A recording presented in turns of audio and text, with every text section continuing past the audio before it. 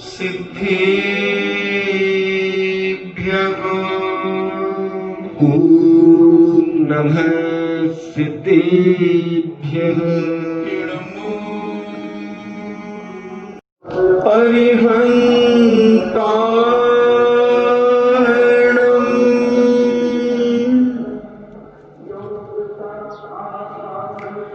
इणमो सिद्धाणं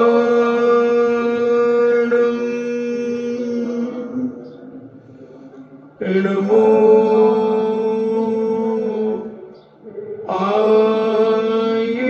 आयर्याणं नमो आयर्याणं इणमो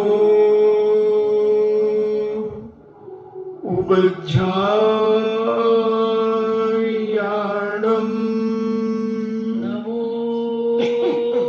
उवज्जायाणं इणमो लोये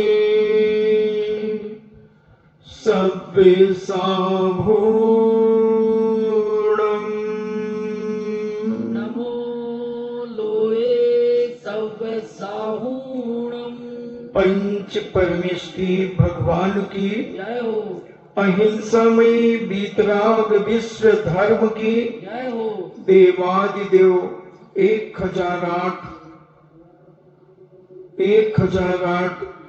आदि ब्रह्मा ऋषभ देव भगवान की जय हो देवादिदेव 1008 चिंतामणि घोर उपसर्ग विजेता श्री पार्श्वनाथ भगवान की जय देवादिदेव 1008 शासन नायक बाल ब्रह्मचारी भगवान महावीर स्वामी की जय परम पूजनी आचार्य श्रवमणि गुरुवर श्री कुंद कुंद महामुनिराज की जय परम पूजनी आचार्य श्रवमणि गुरुवर श्री विद्या सागर जी महामुनिराज की जय परम पूजनी निर्व्यापक श्रवण मुनि श्री सुधा सागर जी महाराज की जय परम पूजनी 3.9 करोड़ महामुनिराजों की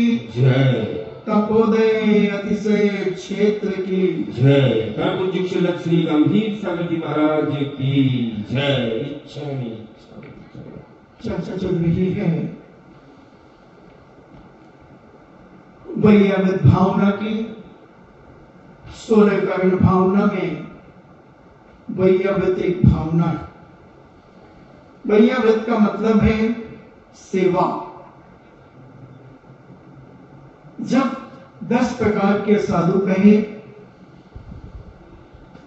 उनकी वैयावती करना, आचार उपाध्याय ज्ञान वृद्ध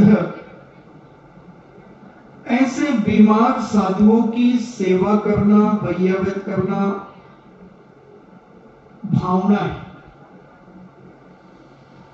समाधि के समय बहुत आवश्यक होता है। उस समय योग व्यक्तियों की आवश्यकता होती है। जैसे आपके परिवार में भी देखा जाता है, जब परिवार का कोई व्यक्ति बुजुर्ग अस्वस्थ हो जाते हैं तब उनकी सेवा करना बहुत आवश्यक होता है। आज ये वैयावृत्ति धीरे धीरे समाज के बीच से हटती चली जाती है, क्योंकि पैसा अनाप शनाप बढ़ गया। हम व्यक्ति को अस्पताल में छोड़ देते हैं या फिर हम घर में भी रखते हैं तो कोई नर्स या किसी व्यक्ति को लगा देते हैं। और जब कोई पूछता है कि भाई दादाजी की सेवा अभी बिल्कुल ठीक चल रही है, कोई परेशानी नहीं किसी प्रकार की, सब बढ़िया चल रहा है, समय पर दवाई मिल जाती है, हाथ पैर दबा दिए जाते हैं, कपड़े बदल दिए जाते हैं, लेटरिन बाथरूम भी करा दिया जाता है, सब हो रहा है, बहुत अच्छा, दादाजी प्रसन्न है। मगर उस दादा की अंतर वेदना से पूछो वो सोचता है कि हे भगवान, मुझे उठा क्यों नहीं लेते। मैंने इतना सब कुछ किया अपने बेटों के लिए, परिवार के लिए, लाखों करोड़ों की संपत्ति में छोड़ के जा रहा हूं, और मेरी सेवा जब मुझे जरूरत पड़ रही है, जब महसूस हो रहा है, तब मेरे परिवार के सगे बेटे, नाती पोते मुझे नौकरों के अधीनस्थ कर रहे हैं। उसके अंदर की वेदना वो व्यक्त नहीं कर पाते, मगर उनकी वेदना अंदर ही अंदर उनके जीवन में घुटन पैदा कराती है, घुटन पैदा कराती है। क्योंकि तुमने जो बच्चों को जन्म दिया, उन्होंने जो बच्चों को जन्म दिया और सब कुछ उनके लिए किया, मगर उन बेचारों को क्या मालूम था कि अंत समय मेरा कोई सहयोगी नहीं होगा। मेरी ऐसी दयनीय दशा को देखते हुए भी इनको करुणा और दया नहीं आएगी। दूसरों से सेवा कराना भैया भक्ति नहीं है बंधुओं। स्वयं अपने सगे हाथों से सेवा करना, वैयावत करना, और आज इसकी परंपरा धीरे धीरे खत्म सी हो गई। कौन चाहता है, कौन बहू चाहती है कि मैं अपनी सासू की वैयावती करूं? जब तक जवान रहते हैं, सासू जब तक जवान रहती है, बहू जब तक घर में रहती है, तो बहुत अच्छी बातचीत होती है, सब कुछ होता है। थोड़ी बहुत बीमार होती है तो बहू सेवा के लिए पहुंच जाती है। मम्मी जी उकाली बना दो, मम्मी जी ये कर दो, वो कर दो। और जब थोड़ी ज्यादा बीमार होती है, और जिस मां ने, जिस पिता ने कभी हॉस्पिटल का मुंह नहीं देखा, हॉस्पिटल का मुंह नहीं देखा, उसे अब हॉस्पिटल में पटक देते हैं। और हॉस्पिटल यानी एक नरक की स्थिति, न वहां कोई शुद्धिकरण है, न कुछ है। और हम कभी टिफिन लेकर के चले जाते हैं, कभी देर अवेर हो जाती है, और वो पूछती, बेटा इतनी लेट आई, देखो 10 बज गए, मैं सोच रही थी कि दूध पी लेती आज 8 बजे। अबे तो क्या और कोई काम नहीं है क्या? तुम्हें तो बस यही दिखता है, तुम तो यहाँ पड़ी हो, घर देखना पड़ता है, सब कुछ करना पड़ता है। क्या सुनाई जाती है उस बेचारी बूढ़ी मां को, उसकी अंतर आत्मा छलनी हो जाती है। वो भी सोचती है कि हे भगवान, मुझे उठा क्यों नहीं लेते? क्या मुझे यही दिन देखने के लिए आपने जीवित रखा है? और भैया व्यक्ति कहती है, अपने सगे हाथों से उनके मलमूत्र को साफ करो। उनका कफ आ गया है तो कफ अपने हाथों से साफ करो। हमारे शास्त्रों में लिखा है कि जब समाधि चलती है किसी साधक की, शपथ की, तब जो निर्व्यापिकाचार होते हैं, वह निर्व्यापिकाचार्य मुनियों को नियुक्त करते हैं। कई बार उन शपथ की उठने की स्थिति नहीं रहती, खांसी चल रही है, कफ आ रहा है, तो हमारे वो साधु संत कफ अपने हाथों में ले लेते हैं,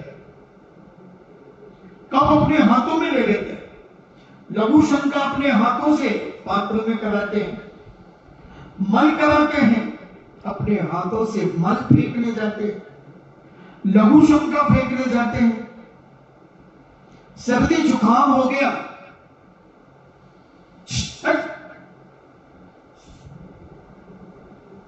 सर्दी जुकाम हो गया तो नाक आदि निकलती है, उस नाक को अपने हाथों से पोंछते हैं। समाधि के समय क्या नहीं हो सकता, कुछ भी हो सकता है। एक एक दिन में कई बार जाना पड़ता है, क्योंकि मल खिसकता है। 6 महीने पहले का मल जो शरीर में रहता है, और जब संलेखना की विधि चलती है, उनको क्रम क्रम से त्याग कराया जाता है। उनकी पाचन, उनकी जठराग्नि मंद पड़ने लगती है, और जब पानी, लौकी का पानी, छाछ आदि उनको दिया जाता है, तब उनका मल खिसकता है। जो मल जमा हुआ बार बार दस्त जैसी स्थिति लगती, और उसके हमारे साधु संत उसको साफ करते हैं, सौभाग्य मानते हैं, सौभाग्य मानते हैं अपना कि हे भगवान, मुझे कम से कम ऐसे महान छपक की सेवा करने का मौका मिला, इनकी वैयावृत्ति करने का मौका मिला है। पूज्य शांति सागर जी महाराज विहार कर रहे थे, और एक साधु की समाधि किसी नगर में चल रही थी। पूज्य महाराज से वह नगर 150-200 किलोमीटर दूर होगा लगभग। पूज्यवर को जब ये पता चला कि समाधि बिगड़ने की स्थिति में है, मुनिराज चीख रहे हैं, चिल्ला रहे हैं, लौट रहे हैं जमीन पर, और श्रावकों ने कहा कि वो तो भोजन मांग रहे हैं, पानी मांग रहे हैं, भूख भूख चिल्ला रहे हैं। पूज्यवर कहते हैं अच्छा, और उन्होंने अपना पद यात्रा का समय और तेज कर दिया, और जितना जल्दी से जल्दी हो सका पूज्यवर उन छपक के नगर में आ गए। और जहां पूज्यवर थे वहां से काफी दूर पहले से अपनी पिछी उठा करके, और वो छपक के नारे, उसके जय जयकार लगा रहे उनके नाम की। देखना, इतने बड़े इस युग के लौह पुरुष, 20वीं शताब्दी के लौह पुरुष आचार्य शांति सागर जी महाराज, जिन्होंने उत्तर भारत में दिगंबर की ध्वजा फहराई, वो पूज्य शांति सागर जी महाराज अपनी पिछी लेकर के किलोमीटरों से और उनका जयकारा लगाते हुए आ रहे हैं। और जब उस नगर में प्रवेश करके उस स्थान पर आने वाले ही थे, जयकारे लगाते गए, और जिस स्थान पर छपक विराजमान थे, उधर प्रवेश करते ही खूब जोर से जयकारा लगाया, और कहते मैं शांति सागर उन मुनिराज का नाम लेकर उनके चरणों में बारंबार नमोस्तु करता हूं। क्या स्तुति होगी बंधुओं, जो छपक पानी और भूख से तड़प रहे थे, लौट रहे थे, उनका नाम लेकर के जयकारा लगाते हैं, और कहते मैं शांति सागर जी महाराज उनके चरणों की मैं वंदना करने के लिए आया हूं। ऐसे छपक साक्षात तीर्थ की मैं वंदना करने आया हूं, चेतन तीर्थ की वंदना करने आया हूं। मैं जड़ तीर्थ की वंदना करने जा रहा था, जड़ क्षेत्र कहीं नहीं जाने वाला जड़ तीर्थ, मगर ये चेतन तीर्थ कब चला जाए कुछ भरोसा नहीं। इसलिए आओ स्वाब को इनकी वैयावृत्ति और इनकी सेवा में अपना तन मन धन समर्पित कर दो। पूज्य शांति सागर जी महाराज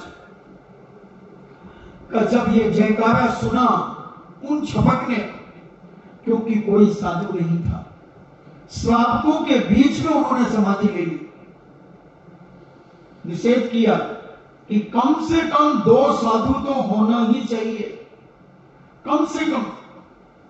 वैसे तो 48 मुनि रखते हैं समाधि में, हमने इसके बारे में बहुत 8-10 दिन व्याख्या की संलेखना के संबंध में, समाधि के संबंध में।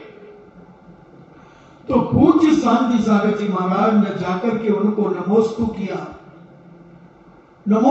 उनको, और नमोस्तु करने के बाद महाराज भूख लगी है,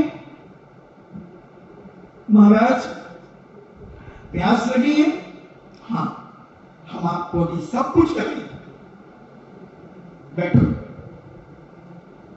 बैठो। उनसे चर्चा की, उनको संबोधन दिया,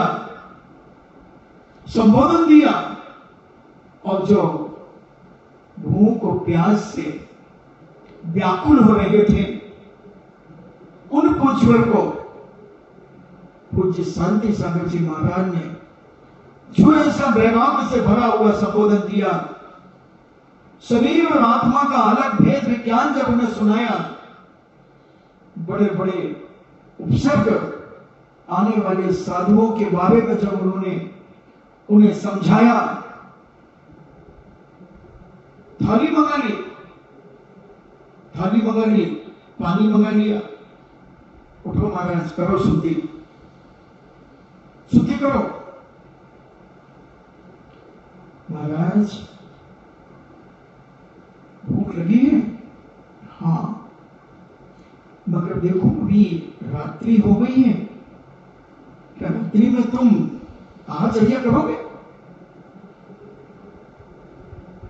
रात्रि हो गई, हाँ, अब ऐसा करो, रात्रि के लिए सब चारों प्रकार के आहारों का त्याग कल तक के लिए कर दो, कल तक के लिए कर दो।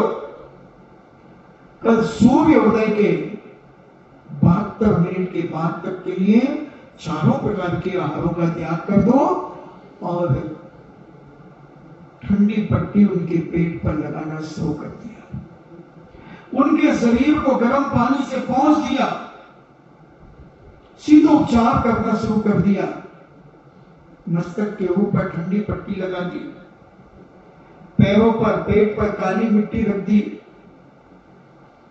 गर्मी ने खींच लिया, गर्मी को खींच लिया उस मिट्टी ने, और उनकी सेवा करते चले गए। उनको मन हो गया, पूज्य शांति सागर जी महाराज ने अपने हाथों से मन उठा करके फेंका। क्या समझ रहे हो तुम इस सेवा को, भैया व्यक्ति को? तीतंग प्रकृति का बंद कराने में कारण है ये।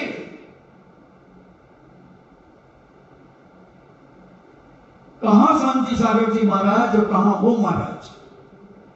कोई जान नहीं, पहचान नहीं, कुछ भी नहीं, कुछ भी नहीं। और पूज्य वर ने 2-3 दिन के अंदर उन महाराज की ऐसी पवित्र भावना बना दी कि जिनके लिए लोगों ने अपना मन बिगाड़ लिया था, जिनके बारे में लोगों के अंदर एक ऐसी कल्पना हो गई थी कि ये तो अपने मार्ग से पतित हो गए, क्योंकि आदमी श्रावक 1 मिनट में कहते था वो तो भ्रष्ट हो गए, उसको लगता ही नहीं उसके मुंह में। मगर पूज्यवर का आभा मंडल, पूज्यवर की विनयशीलता, पूज्यवर का ज्ञान, पूज्यवर का चारित्र, उनके चारित्र और प्रभाव से, दर्शन से, रत्नत्व से वह छपत आत्मविभोर हो गई और इतने ज्यादा आनंदित हो गए, इतने ज्यादा आनंदित हो गए। और पूज्यवर ने सब त्याग कराकर रात भर उनके पास रहे, हर समय की स्थिति का जायजा लेते रहे और प्रातः काल सूर्योदय के 72 मिनट के बाद कहा, महाराज उठो आहार के लिए। बोले नहीं, अभी नहीं उठूंगा। क्यों? उठो। नहीं, मेरा मन आज का उपवास करने का हो रहा। क्या कह रहे हो? ऐसे मंद मंद मुस्कान के साथ पूज्य शांति सागर जी महाराज ने उनसे कहा कि नहीं नहीं, उठ जाओ, भूख लगी है तो उठो। बोले नहीं, मैं खा नहीं पाऊंगा, खा नहीं पाऊंगा। पानी पी लो, छाछ ले लो, लौकी का पानी ले लो। बोले नहीं, मैं चारों प्रकार के आहारों का त्याग करता हूं।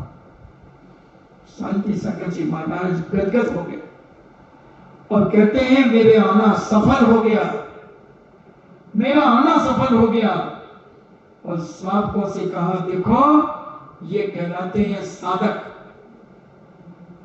ठीक है, शरीर की शक्ति है, शरीर नहीं संभलता, वेदना होती है, चीख निकल सकती है, रोटी मांग ली, कोई बात नहीं, मगर खाई तो नहीं, खाई तो नहीं, मांग ली, थोड़ा सा दोष लगा, प्रतिक्रमण करा दिया, कायोत्सव करा दिया, प्रायश्चित दे दिया, शुद्धिकरण हो गया। अब पूज्य शांति सागर जी महाराज ने और मार्तिक प्रतिक्रमण कराया अपने सानिध्य में, और मार्तिक परिक्रमण जीवन की सारी गलतियां उनके अंदर से निकलवा ली, सब कुछ उन्होंने बता दिया, इतने सरल परिणामों से, जैसे एक छोटा बच्चा इतना सरल होता है कि वो सब कुछ बता देता है। हम अजमेर में चातुर्मास कर रहे थे, 1994 की बात है। एक पिता अपने छोटे से बच्चे को लेकर के बैयावृत्ति करने के लिए आया। बच्चा होगा 5-6 साल का। मैंने सहज में पूछा, बेटा तुम्हारे पापा क्या करते हैं? हमारे पापा ना रात को रोटी खाते हैं। मैंने तो ये पूछा कि तेरे पापा क्या करते हैं, तो उस बच्चे ने बिल्कुल सहज में कह दिया, हमारे पापा रात को रोटी खाते हैं। वो कहते नहीं महाराज, मैंने कहा, मैंने कहा भाई मैं तो कुछ कह ही नहीं रहा हूं, मैंने तो ये पूछा था कि तेरे पिताजी क्या करते हैं। अब तेरे बच्चे ने तेरी असलियत खोल दी, तो ये मैं क्या कर सकता हूं? मेरा ऐसा कोई भाव दूर दूर तक नहीं था कि तेरे पिताजी रात में खाते हैं, पीते हैं, सिगरेट पीते हैं, क्या करते हैं, मुझे कोई मतलब नहीं था। अब तेरा बेटा ही कह रहा है। उस समय मुझे लगा, इसीलिए मुनिराज को यथाजात रूप कहा। मुनिराज जैसे एक यथाजात रूप बालक होता है छोटा सा, ऐसे सहज मुनिराज होते हैं। तो सारा उन्होंने अपने अंदर से सब कुछ बखान कर दिया। पूज्य शांति सागर जी महाराज ने उनका प्रतिक्रमण कराया, प्रतिक्रमण करा करके सारी चीजों का त्याग कराया, केवल पानी को रखा, गर्म पानी की छूट रखी, बाकी 3 प्रकार के आहारों का त्याग करा दिया। उनसे पूछकर जब उन्होंने कहा कि नहीं मैं आज का उपवास करूंगा, महाराज ने कहा कल? बोले कल का भी मैं उपवास करूंगा। महाराज ने कहा नहीं, आज का उपवास ले लो और कल पानी लेना। उन्होंने कहा देखेंगे। और पूज्यवर ने अपनी साधना लगा दी उन शपथ के लिए, और ऐसा तैयार किया, उनको ऐसा तैयार किया कि बताते हैं उन्होंने 3-4 दिन के उपवास करके और इस शरीर का विसर्जन कर दिया। ऐसी समाधि और ऐसी वैयावृत्ति की पूज्यवर ने कि उस नगर के लोग शांति सागर जी महाराज का जयकारा बोलते बोलते नहीं थक रहे थे। और उन मुनिराज के बारे में जिनकी भावनाएं धारणाएं ऐसी बन गई थी कि ये पतित हो गए, मार्ग से च्युत हो गए, उन सब की धारणाएं बदल गई। और जैन दर्शन के ऊपर ऐसी अगाध श्रद्धा और विश्वास हुआ कि जो लोग मंदिर नहीं जाते थे वो मंदिर जाने लगे, जो मंदिर जाते थे उन्होंने अभिषेक करना शुरू कर दिया। बहुत सारे लोगों ने अष्टमी चतुर्दशी के व्रत लेना शुरू कर दिए। और पूज्य शांति सागर जी महाराज ने उनकी बैकुंडी बड़े धूमधाम से निकलवाई और सारे नगर में बैकुंडी घूमते हुए उनका शरीर का दाह संस्कार किया गया। तो बंधुओं, जब इतने बड़े बड़े आचार्य, जब इतने बड़े बड़े साधु संत अपने हाथों से मल फेंकते हैं, कफ फेंकते हैं, नाक की गंदगी फेंकते हैं, लघु शंका फेंकते हैं, उनकी हर तरफ की सेवा उज्जवल मुनिवर करते हैं। तो मुनिराज तो करते ही है वैयावृत्ति, मगर तुम श्रावक का भी कर्तव्य है कि तुम भी अपने परिवार के लोगों की वैयावृत्ति करो। पिता की दादा की, सासू माँ की, माँ की, जो भी सामने मिल जाए उसकी सेवा करना जैन दर्शन परम धर्म मानता है। तीर्थंकर प्रगति का बंद जरा सोचो तो कितना बड़ा पारितोषक है, कितना बड़ा पारितोषक है। गिलानी जीतना, गिलानी जीत करके, और ये वैया वृत्ति की जाती है। अभी उस सासू माँ ने जिसने तुम्हें अपना बेटा दिया, सब कुछ तुम्हें दिया, और तुम उसकी सेवा करने में आनाकानी कर रहे हो। उनकी सेवा, उनकी वैया वृत्ति करने में तुम नौकर लगा रहे हो। ध्यान रखना, तेरे बेटे भी तेरी वही दुर्दशा करेंगे। जो जैसा करेगा वो वैसा भरेगा।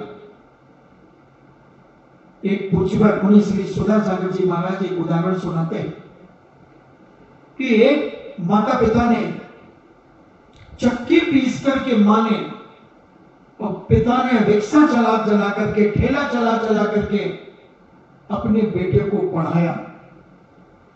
इतना पढ़ाया, इतना पढ़ाया, बर्तन मांजे उसकी मां ने, चक्की पीसी उसकी मां ने, झाड़ू पोछा किया दूसरों के घरों में उसकी मां ने, उसके पिता ने हाथ ठेला चलाया, रिक्शा चलाया, पल्लेदारी की, कैसे भी करके बेटे को पढ़ाना।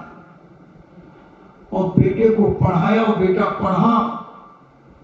बेटा तो बाहर पढ़ रहा था, उसे नहीं मालूम कि मेरे माता पिता कितनी मेहनत और किस तरीके से मुझे पढ़ा रहे हैं। और बेटा पढ़ गया, पढ़ करके कलेक्टर बन गया। कलेक्टर बन गया। जब उसने पेपर में देखा कि मेरा बेटा कलेक्टर का पद पा गया है, उसने एक शांति की सांस ली, दोनों पति पत्नी ने, और कहा जिंदगी निकल गई दूसरों की गुलामियत करते करते, अब अपना बेटा अपने पैरों पे खड़ा हो गया है, थोड़ा सा उसको व्यवस्थित हो जाने दो, बेटे के पास चलेंगे। क्योंकि बेटा 15-16 साल की उम्र में बाहर चला गया था और पिताजी ने कह दिया था, चिंता मत कर बेटा, तू जितना पढ़ेगा उतना पढ़ाऊंगा, चाहे मुझे अपने शरीर के अंग भी बेचना पड़े तो मैं बेच दूंगा, मुझे किडनी बेचना पड़े तो मैं किडनी बेच दूंगा, मगर तुझे पढ़ाऊंगा क्योंकि तेरी ललक है पढ़ने की।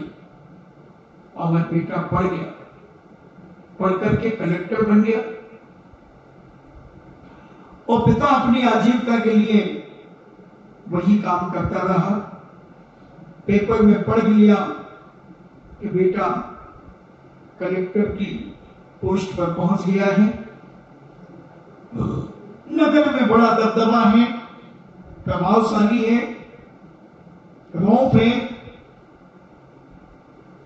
और कुछ दिनों के अंदर उसने अपने एक साथ में पढ़ने वाली अपनी ही समाज की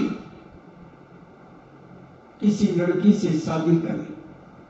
पिता को भूल गया, मां को भूल गया, शादी कर ली। पिता ने फिर पेपर में पढ़ा, क्योंकि जहां वो माता पिता रहते थे वहां से वह 500-700 किलोमीटर दूर था।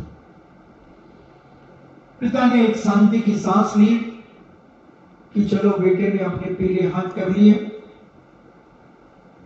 चलो कुछ दिन के बाद अपन मिलने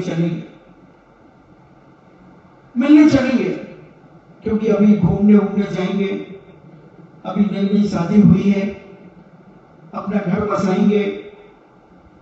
और 1-2 साल निकल गए। 30वां साल जब लगा तो दोनों माता पिता ने मन बनाया कि अब तो मन नहीं मानता, अब तो चलना ही है। और वो उस नगर में गए। गांव के थे देहाती, तो वही धोती और पंडित जैसे हमारे ये सेठ लोग पहने, सेठ लोग देखो आप, तीनों सेठ कितनी शांति से बिल्कुल कोई कह सकते हैं इनको, वो सब बड़े बड़े सेठ हैं। नहीं होता है, उसमें कोई फर्क नहीं, सब पास से एक सेठ को बैठे। तो ऐसे, मगर गांव का आदमी बहुत साधारण रहता है। सादा भोजन, उच्च विचार, सात्विक से अपनी जिंदगी जीते हैं। धोती बंडी, बनियान में जेब, पुराने लोग ऐसा रखते थे। तो अंडरवियर में भी बड़े बड़े जेब रखते थे, और पिजामा में तो इतना जेब के छोटा मोटा जन्मे का बच्चा ही घुस जाए, इतने बड़े बड़े जेब होते थे। सिंगोली के आदमी अभी भी जंपा पैजामा पहने तो बड़ा बड़ा जेब रखे। इससे कई जगह गांव में अभी भी बेचारे बुजुर्ग हो चुके थे। इतनी मेहनत करके आधा शरीर तो मेहनत से टूट गया था, क्योंकि पैसा बचा बचा करके बेटे को पढ़ाने में लगा दिया। यानी एक प्रकार से बेटे की वैयावृत्ति करी, इतनी सेवा करी बेटे की, स्वयं ने न दिन देखा न रात, केवल पैसा कमा करके बेटे को पढ़ाना, बेटे को पढ़ाना। और जब बेटा पोस्ट पर पहुंच गया तो माता पिता को भूल गए। 3 साल लगभग हो गए जब पिताजी गए उस नगर में पहुंचे,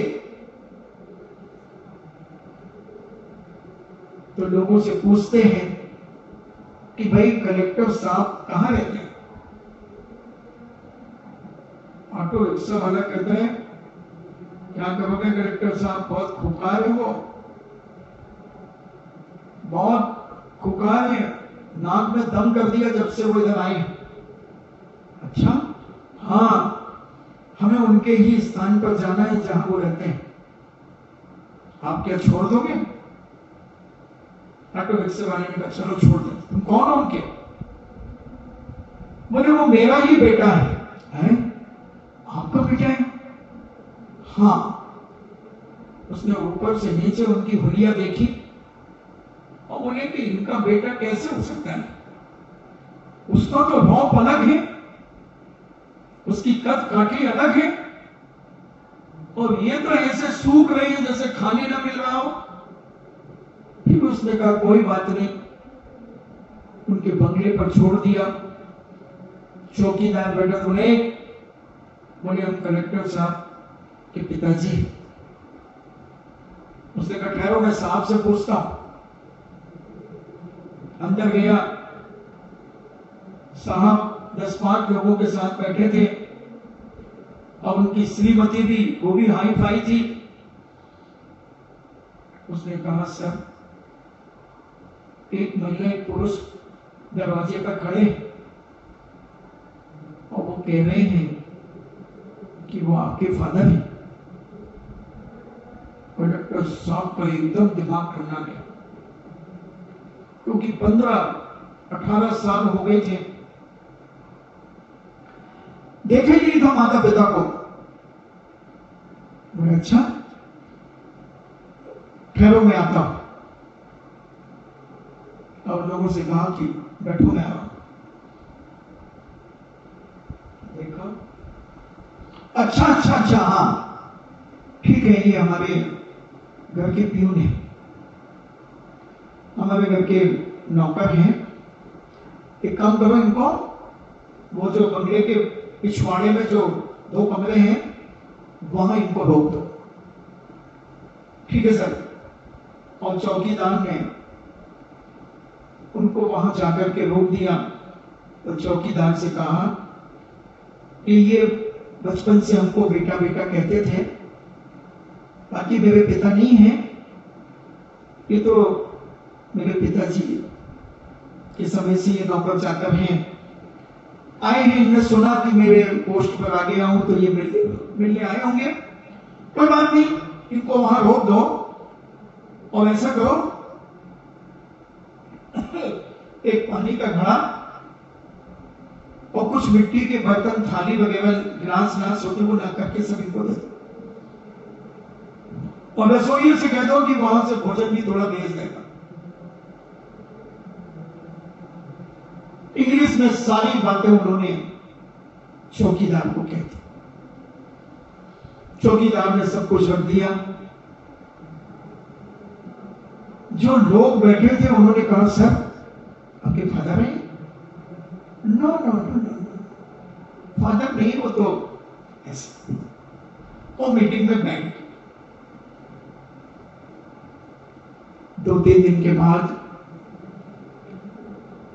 पिता ने देखा कि बेटा कार में बैठ करके जा रहा है। बेटा बहुत जोर से नाम लेकर के चिल्लाया, बेटा रुको। पलट करके देखा, उसका दिमाग खराब हो गया। ड्राइवर कहता, सर ये कौन है? आपको बेटा कह रहे? हाँ, माई गुजारी थी हमारी, वह काम करते थे, तो अभी 2-3 दिन पहले आए हैं और यहाँ रुके हुए हैं। तो ये बचपन से ही मुझे इन्होंने खिलाया है, तो मुझे बेटा कहा करते हैं। बेटा ठीक तो हो ना? हाँ मैं ठीक हूं, आप लोग वहीं रहिए, मैं ऑफिस जा रहा हूं। पिता का मन बहुत दुखी हुआ। मां तो फूट फूट करके रोने लगी। जिसको मैंने 9 महीने गर्भ में रखा, खिलाया पिलाया पढ़ाया लिखाया, मैंने अपनी चिंता नहीं की। अपनी चिंता मैंने नहीं की। मैंने बर्तन मांजे इसके लिए, मैंने झाड़ू पोछा किया दूसरों के यहां इसके लिए, मैंने चक्की चलाई इसके लिए, क्या क्या नहीं किया मैंने इसके लिए। और तुमने ठेला चलाया, रिक्शा चलाया, मजदूरी की, हालत भी नहीं थी मगर पैसा पढ़ाई के लिए भेजना था। तुमने सब कुछ किया, उसका ये फल हमें मिल रहा है। पिता की आंखों में भी आंसू चला गए। और जो उनकी धर्मपत्नी थी वो भी किसी अच्छी पोस्ट पर थी। थोड़ी देर के बाद वो भी निकली, उसकी भी कार गेट पर खड़ी हो गई। मां उसे देख करके कहती है, तुम मेरे बेटे की पत्नी हो? कौन सा तुम्हारा बेटा? वो जो अभी कार में गए ना, वो मेरा बेटा है।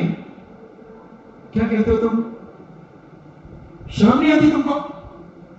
इतने बड़े एक अफसर के लिए ऐसा बोलते हो तुम? औकात देखो अपनी, तुम्हारी औकात क्या है?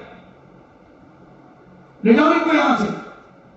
एक तो दया की इनके ऊपर, इनको जगह दी रुकने के लिए, और मेरे पति कलेक्टर को ये अपना बेटा बनाते। हटाओ यहां से। दोनों माता पिता अंदर की वेदना से तड़प गए और ऐसा उन्होंने मुंह बनाया, और मुंह बनाकर चली गई। शाम को दोनों आए।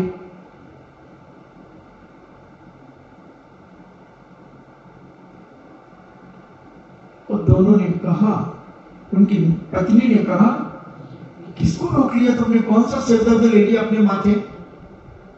मेरे से कह रहे थे कि वो मेरा बेटा है।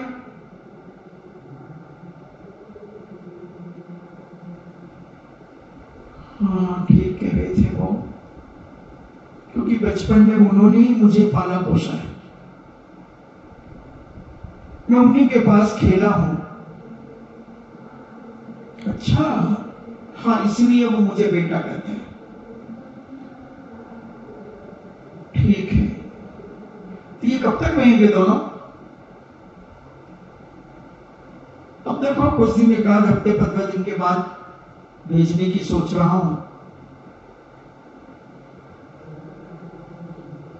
और वो बेचारे बगीचे गार्डन में दोनों माता पिता बैठ गए। इतने में कलेक्टर से मिलने के लिए 2-3 फैमिलियां आई, जिनके बच्चे 5-5, 7-7 साल के थे, 4-5 बच्चे, 2-3 फैमिलियां थी, 4-5 बच्चे थे, वो खेल रहे थे। उनको कहा बेटा तुम गार्डन में खेलो, हम लोग अभी बातचीत करेंगे। और बच्चे खेलते खेलते वो दादाजी के पास पहुंच गए। अंकल जी आप कौन हैं, कहां से आए हैं? तो उन्होंने कहा बेटा तुम जिनके घर में आए हो ना, वो हमारा ही बेटा है। आपके बेटे कलेक्टर हैं? हाँ।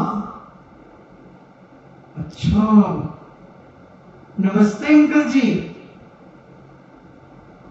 और उन्होंने सब कुछ उन बच्चों को बता दिया।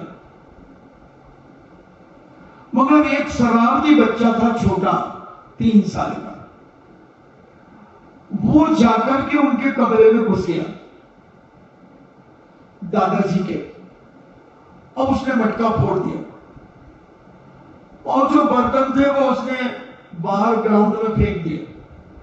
वो किसी कारण से नाराज हो गया था। अब वो सारे बर्तन फूट गए। उनकी आवाज जब आई तो कलेक्टर साहब ने नौकर से कहा देख लो क्या हुआ। कहा सर वो गेस्ट के बच्चों ने, वो जो लोग रुके हैं ना, वो बुजुर्ग लोग, उनके बर्तन आदि फोड़ दिए हैं। ओ माय गॉड, कोई बात नहीं, चिंता मत करो, अभी मंगवा देता हूं। तो जो बड़े बच्चे थे, थोड़ी देर में उनके लिए भी बर्तन आ गए।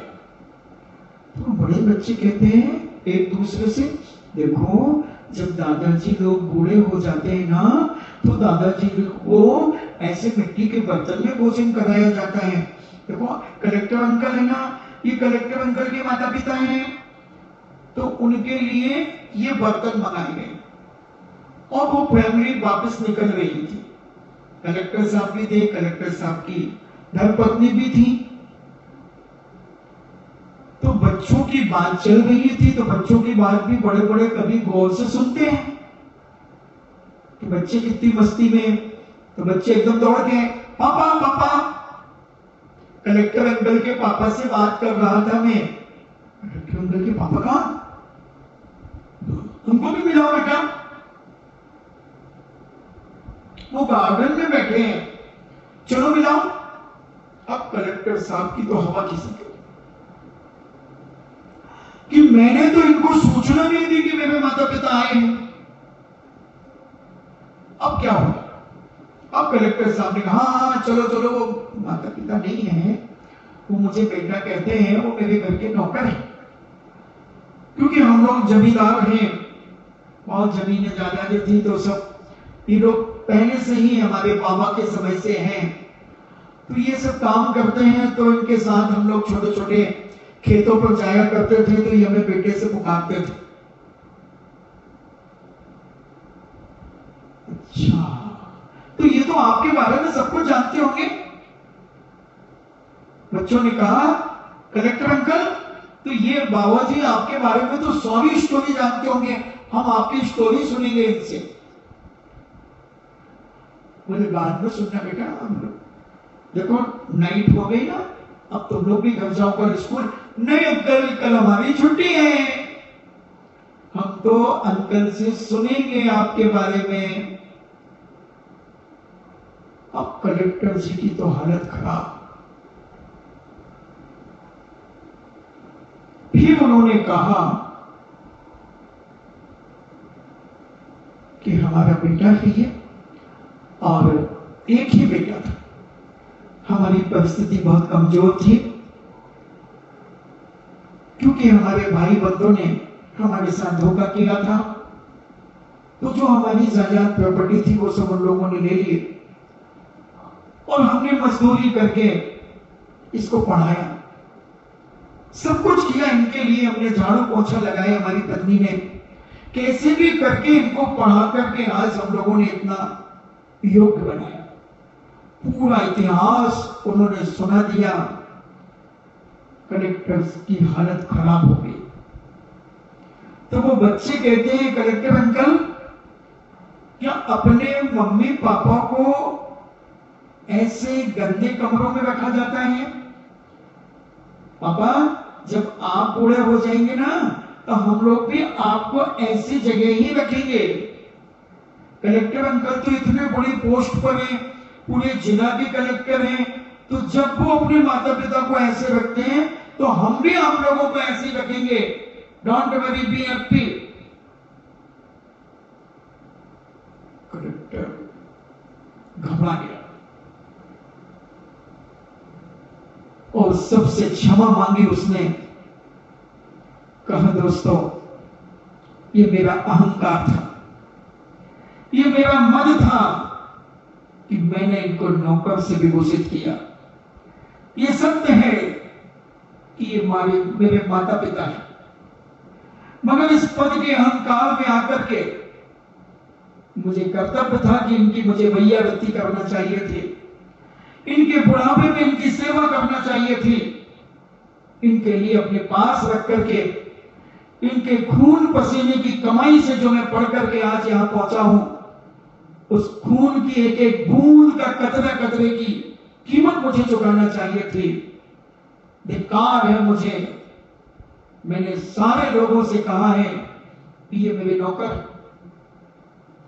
मेरी नौकरानी है। जिस मां ने मुझे 9 महीने गर्भ में रखा, उसके लिए मैंने नौकरानी की उपाधि दी है। मेरी जिह्वा में पैरालिसिस क्यों नहीं हो जाता?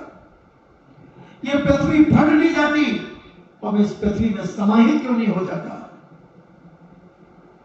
सारे लोग सन्न हो गए, सन्नाटा छा गया और कलेक्टर साहब फूट फूट करके रोने लगे। जब जागे तब सवेरा है, सुबह का भूला शाम को घर लौट के आ जाए तो मैं उसे भूला नहीं कहता, मैं तो उसे डिज्नीलैंड का झूला कहता हूं।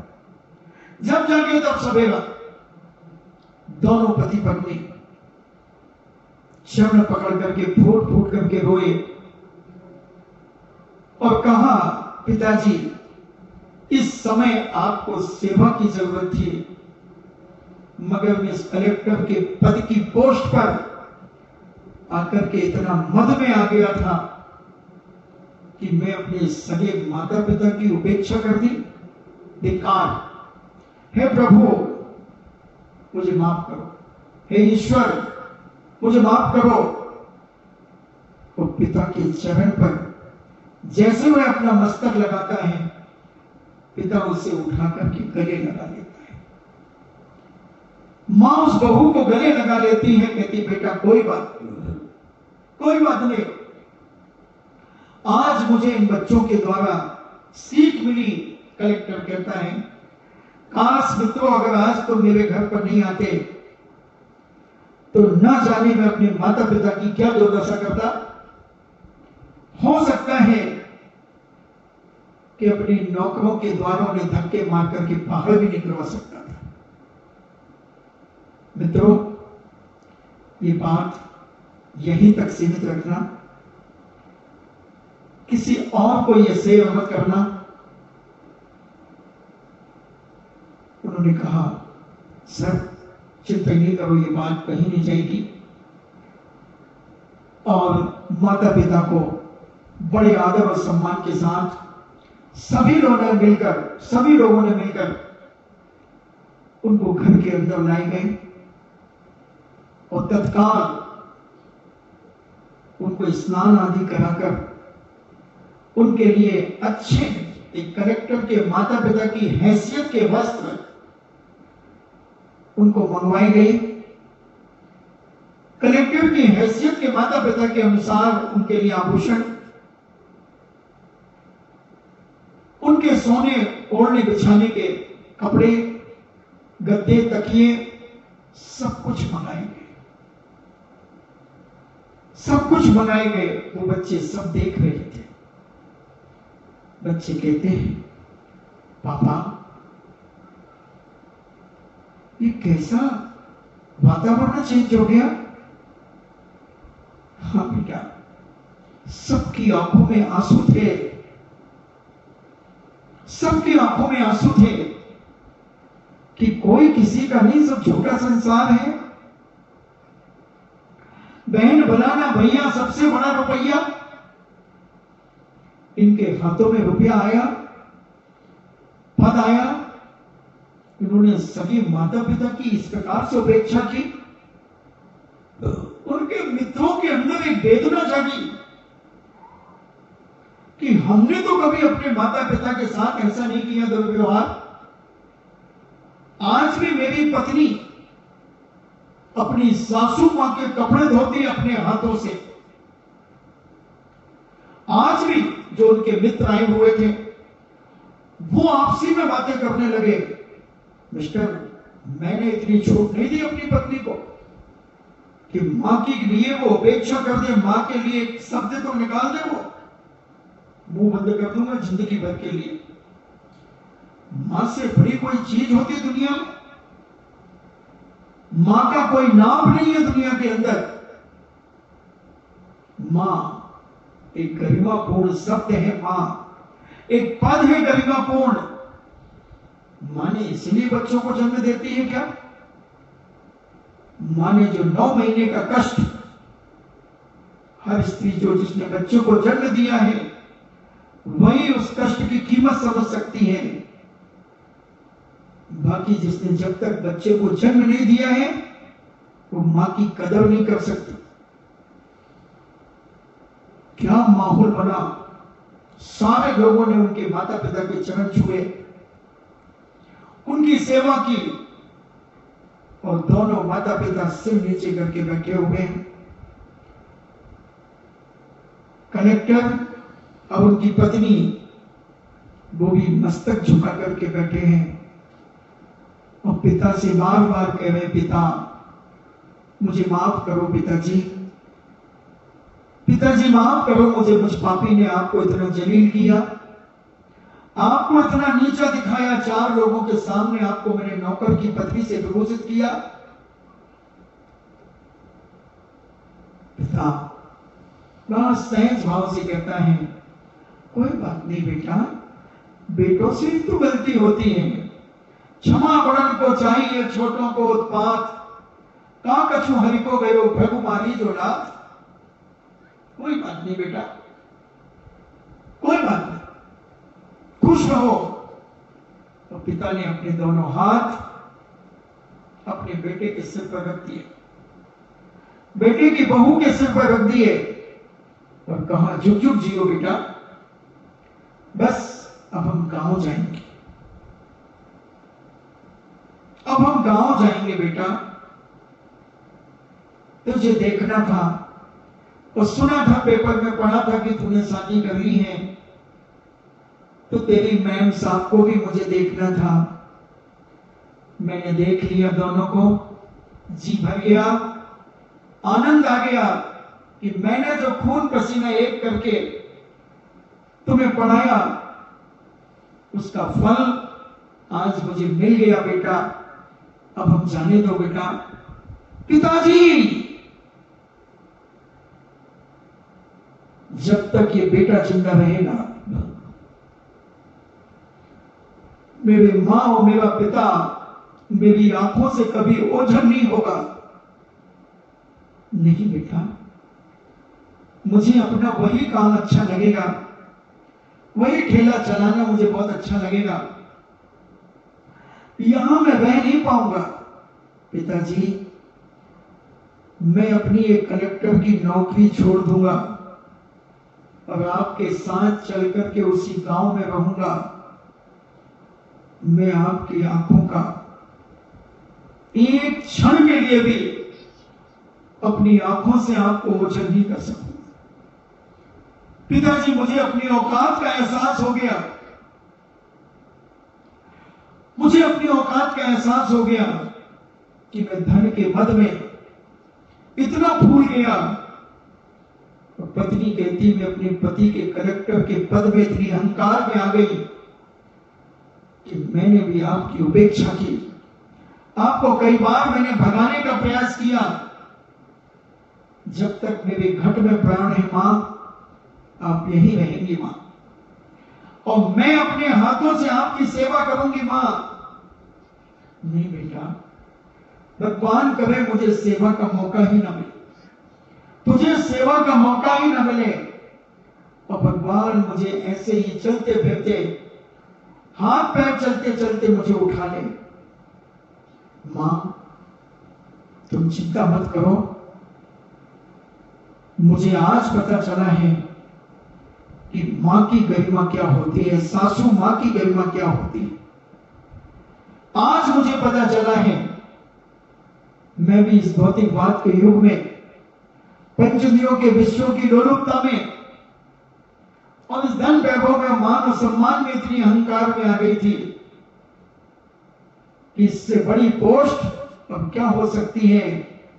सब लोग हमारे अंडर में रहते हैं, बड़े बड़े सेठ साहूकार इनके पास आते हैं, मगर आज मुझे पता चला कि ये धन दौलत तो हाथ का मैल है, आज इधर है तो कल कहीं और हो सकती है, मगर माता पिता अगर एक बार चले गए तो दोबारा मिलना असंभव है। मां, इसलिए आपकी चरणों की दासी बनकर के मैं रहूंगी, और ये पिताजी के सेवक बन के रहेंगे। मां, हम वचन देते हैं दोनों कि आपको किसी प्रकार का कष्ट अपने जीवन में नहीं होने देंगे। पहले हम मरेंगे फिर तुम मरोगी। मां, हम आपकी सेवा करेंगे, आपकी भैयावृत्ति करेंगे। मां, आपने इतने कष्ट उठाए इनको पढ़ाने के लिए, आपने दूसरों के घरों के झूठे बर्तन मांजे। मां, आपने झाड़ू पोछा किया। मां, आपने उनके गंदगी के वस्त्र धोए। मां, मुझे नहीं मालूम था, मुझे नहीं मालूम था। मां, इन्होंने भी कभी जिक्र नहीं किया, इन्होंने भी कभी नहीं बताया, हमेशा ये अपनी हेगड़ी में रहे और अपने आप को बहुत बड़ा जमींदार मानते रहे। सबसे इन्होंने एक ही बात कही कि बहुत बड़े घराने का हो, जमींदार परिवार का हो, मगर आज राज खुल गया। जब तक श्वास नहीं रुक पाए तुम अपना इतिहास बना लो, जब तक राज नहीं खुल पाए तुम अपना इतिहास बना लो, और जब तक श्वास नहीं रुक पाए तब तक तुम अपना नाम कमा लो। माता पिता हट पकड़ गए कि नहीं बेटा, हम घर जाएंगे, मगर बागहट बहुत बड़ी होती है, राजहट, स्त्री हट। बहू कहती है, मां, अगर तुम यहां से, बंगले से एक कदम बाहर निकाल दिया तुमने, तो मेरी लाश देखोगी। कौन कह रहा है? वो बहू। बेटा कहता, ठीक कह रही हो तुम। पिताजी, सुना तुमने मेरी वाइफ ने जो कहा, बस उसी को मैं भी कहना चाहता हूं कि अगर आप दोनों ने एक कदम भी बंगले के बाहर रखा तो हम दोनों की लाश इस बंगले से उठेगी। मां कांप गई। मां ने उंगली रख दी उसके मुंह पर, खबरदार ऐसे शब्द बोला तो मां तुम बात कर रही हो मुझे, मेरी भावना समझो। मां तो बहुत करुणावान होती है, मां दया से भरी होती है। मां ने कहा, बेटा तेरी खुशी में मेरी खुशी। दोनों गदगद हो गए, मित्र चले गए, और बेटे ने, कलेक्टर बेटे ने अपने पिता के पैर दबाना शुरू किया। बहू ने सासू के पैर दबाना शुरू किए, और ये भैयावृत्ति एक कलेक्टर ने भी जानी कि भैयावृत्ति भी कोई चीज होती है। और जब पिता के पैर दबा रहा था बेटा, बहू सासू मां के पैर दबा रही थी और सासू बार बार पैरों को खींच रही थी और बहू बार बार पैरों को खींच रही थी। दोनों के खींचने में बहुत अंतर है। सासू भी खींच रही थी और बहू भी खींच रही थी।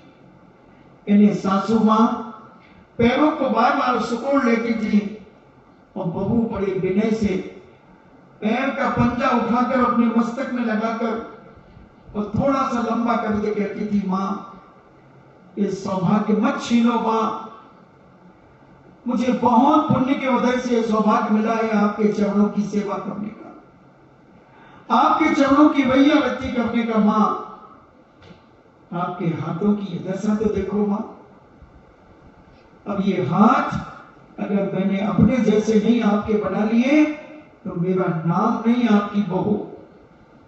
और उसने उसी समय मां के हाथों को साफ किया और क्रीम लगाई हाथों में, क्योंकि मां के हाथ फट गए थे। बर्तन मांजते कपड़े धोते धोते पोंछा लगाते लगाते सब कुछ विटामिन ए और सी की कमी से जब हाथ फटते हैं तो बड़े विकृत दिखते हैं। मां को फल, जूस, मेवे, सारी चीजें खिलाना शुरू कर दिया माता पिता, और ऐसी सेवा की कि जो मिलने वाले लोग आते वो कहते, वाह वाह सर वाह, आप इतनी बड़ी पोस्ट पर पहुंचने के बाद भी आप माता पिता की इतनी सेवा करते हैं। आपने समय निश्चित किया है माता पिता की सेवा करने के लिए। हाँ, मैं ऑफिस लेट हो सकता हूं, मगर मैं पिताजी की सारी आवश्यकता की पूर्ति करके जाता हूं।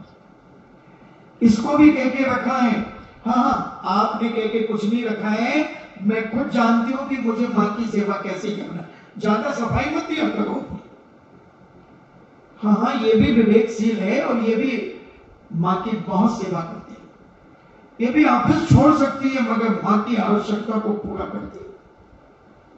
हाँ सर, मैंने अभी वो आए थे, उन्होंने आपके बारे में बताया कि उनके माता पिता आए हैं, वो दोनों कलेक्टर साहब और उनकी श्रीमती बहुत सेवा करती है, पूरे नगर में बड़ी चर्चा का विषय बना हुआ है। ये तो कर्तव्य है भाई हमारा, इसमें चर्चा करने की क्या आवश्यकता है, क्योंकि जिस माता पिता ने हमको जन्म दिया है तो उनकी सेवा करना तो हमारा कर्तव्य है। बोलो आपके क्या विचार है? नहीं सर, आप बिल्कुल ठीक कह रहे हैं और आपसे ये शिक्षा हम लेते हैं। अभी मेरी पत्नी अपनी सासू को कई बार उल्टे सीधे जवाब दे देती थी, तो मेरी माँ बहुत शांत प्रिय है, मगर ये जो मेरी पत्नी है ये थोड़ी सी उद्दंड है।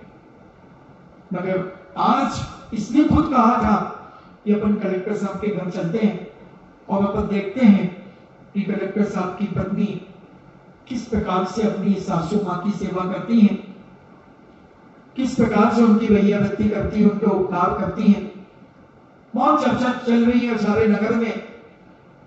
नहीं, ऐसी कोई बात नहीं है, ये तो मेरी पूजनीय मां है। अगर काश ये मां नहीं होती तो ये मेरे पति कैसे होते। और इनके ही संस्कार इनके अंदर हैं। कितनी सरल है ये मां, इनको गुस्सा तो मैंने देखा ही नहीं। 6 महीने हो गए हमारे पास, हम इनके पास रहते हुए, देखना क्या कह रही है वो बहू। 6 महीने हो गए इनके पास मुझे रहते हुए, मैंने इनका कभी गुस्सा नहीं देखा। और आप क्या कहते हैं? मम्मी जी हमारे साथ रह रही हैं, वो बड़े भाई साहब तो रखते ही नहीं है, छोटे भाई साहब तो रखते ही नहीं है, इन्हीं के माथे पड़ी है, अब क्या करें, हमें भी साथ रहती है वो। अरे बेवकूफ, गर्व से ये कहे कि मैं माता पिता के साथ में रहता हूं, मैं मां के साथ रहता हूं, मेरा सौभाग्य है कि मैं मां के साथ रहता हूं। मगर दुष्ट निकृष्ट तू क्या कहता है कि माता पिता मेरे साथ रहते हैं? तेरी औकात क्या है? जो माता पिता को तू रखेगा, माता पिता के साथ तू रह रहा है, ये गर्व से कहे कि मेरा कितना पुण्य है कि मैं माता पिता के साथ रह रहा हूं। ये नीति, ये विवेक, ये सज्जनता है, ये पवित्रता मानसिकता की है। और कलेक्टर साहब और कलेक्टरनी समझ लो कहती हैं, ये मेरा सौभाग्य है कि मैं अपने माता पिता के चरणों में रहती हूं।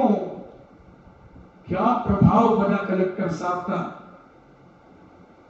सारे नगर में बड़े बड़े श्रेष्ठी, बड़े बड़े लोग कलेक्टर साहब से मिलने आते और कलेक्टर साहब की वह स्थिति देख करके अपने आप को सौभाग्यशाली मानते कि मेरे नगर का कलेक्टर इतना संस्कारवान है, इतना संस्कारित है, जो अपने माता पिता की सेवा इतनी बड़ी पोस्ट पर होने के बाद अपने माता पिता की वैयावती करता है, उनके हाथ पैर दबाता है, उनकी हर आवश्यकता की पूर्ति करता है। कोई भी कमी माता पिता को हो नहीं सकती, खाने से, पीने से, ओढ़ने से, बिछाने से, पहनने से, हर चीज से। वाह। और एक पत्रकार आया और कहा, सर मैं आपका इंटरव्यू लेना चाहता हूं। क्यों भाई, क्यों? सर अभी तो लोगों की मुंह जबानी से मैं सुन रहा था, मगर मैं साक्षात आपके मुख से सुनना चाहता हूं आपके माता पिता के जीवन को। बहू जी, आप भी बताएंगे कि आपने किस प्रकार से इनका पालन किया। मैं आपसे क्वेश्चन करता हूं, आपसे प्रश्न करता हूं, आप जवाब देंगे। भैया मैं ज्यादा पढ़ा लिखा, हाँ कोई बात नहीं, आप अपनी भाषा में दीजिएगा, हम उस भाषा को भी जानते हैं और हम उसको लिपिबद्ध करेंगे। और आपका समय हुआ, हम देखेंगे कि क्या गुण खिलते हैं और सारे नगर में इस वैयावृत्ति की भावना, जो वैयावृत्ति भावना 16 कारण भावना में रखी गई है, उसके क्या प्रभाव पड़ते हैं एक गृहस्थ के जीवन से लेकर साधु तक की, आचार परमेष्ठी तक की वैयावृत्ति करना क्या क्या गुण खिलाएगी हमारे जीवन में, इसको समझने का प्रयास करेंगे इन्हीं मंगल भावना के साथ। जिनवाणी स्तुति।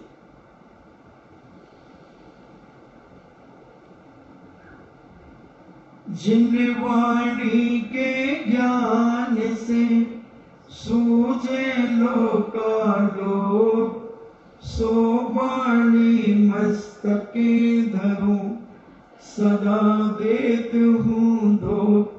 हे जिनवाणी भारती, तो है जपो दिन रेन, जो तेरो सरना गहे, सो पावे सुख चैन।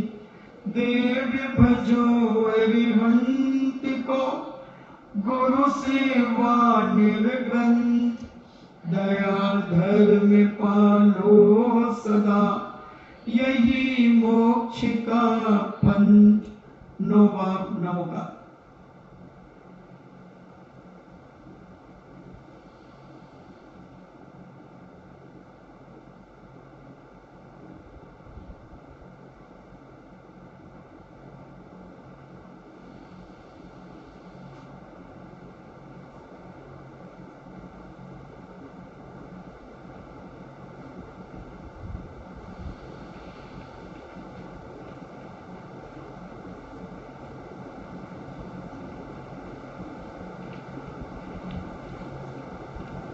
परम पूजनीय द्वादशाम जिनवाणी माता की, सुत देवता, शुद्ध देवता, शुद्ध देवता, जैनम जेतु शासनम,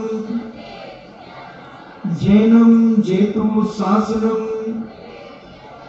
जैनम जेतु शासनम। इच्छाएं महाराज जी, इच्छाएं महाराज।